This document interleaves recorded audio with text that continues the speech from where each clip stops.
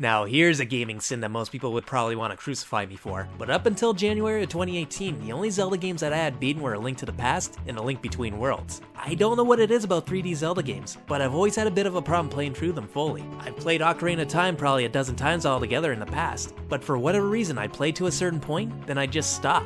The closest I ever got was beating the Water Temple. Then I'd get started on the Shadow Temple, but then I'd move on to something else, or I'd just take a break for a couple days, then that would turn into a week, and then a month, and then a year, and then I'd be starting over from scratch. But 3D Zelda is one of those types of games where you have to commit to it and know that you're not going to play anything else for a bit. Otherwise, why bother? It's kind of like an RPG in that sense. And that's exactly what I did. I popped an Ocarina of Time 3D and I made myself stick with it. And now I can actually talk about Zelda content for this channel.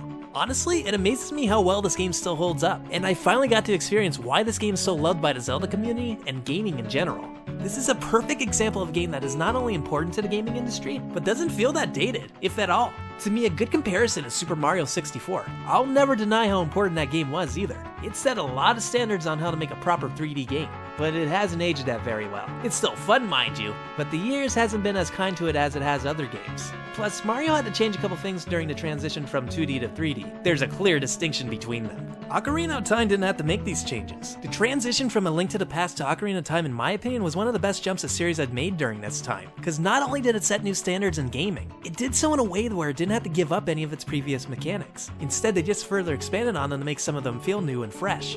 To me, that's a really big accomplishment. Not a lot of games were able to do this. They either had to change the goal like in Mario or Donkey Kong 64, or needed another console generation to finally figure it out like Sonic Adventure and Metroid Prime. That alone earns my respect. But the nice thing about it was, I enjoyed it quite a bit as it feels kind of timeless. Graphics aside, I can now see myself coming back to it every couple of years and just blast through it. It's like Metroid in that way. For me, it's even more fun on repeated playthroughs since you can just storm through it. Maybe this is the feeling speedrunners get. The thing is though, it isn't flawless. A couple things did bug me about this game, and first off was Epona. The idea of having a horse for quicker travel was an awesome idea in 1998.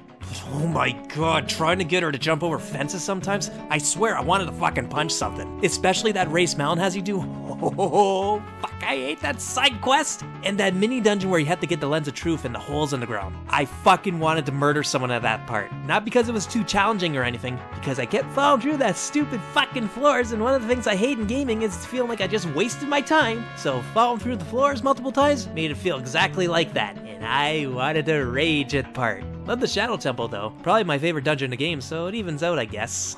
Prick. Now, would I say this is the best Zelda game? No. Well, I mean, I can. I need to beat the other games first. But at the very least, I can see why this game deserves the reputation it has. It was a game changer. If you haven't played it yet, don't be like an idiot like me. Get on it, because you will enjoy it.